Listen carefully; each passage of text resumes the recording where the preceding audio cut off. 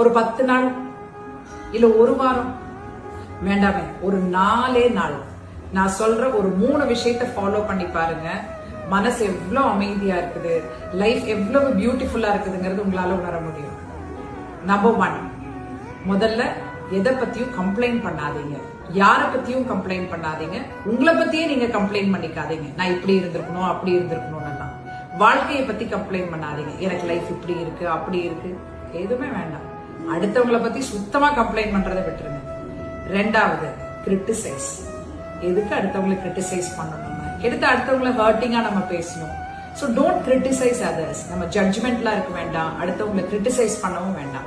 3வது, ரொம்ப முக்கியம், உங்களுக்கு கிடைச்ச வாழ்க்கையை இன்னொருத்தவங்களோட வாழ்க்கை கூட நம்ம என்னைக்குமே கம்பேர் பண்ண வேண்டாம். உங்களுக்கான வாழ்க்கை உங்களோடது. அதை எப்படி தனித்துவமா எப்படி அழகா கொண்டு போகணுமோ அதை தான் நம்ம பார்க்கணும். கம்பேர் பண்ணோம் அப்படின்னா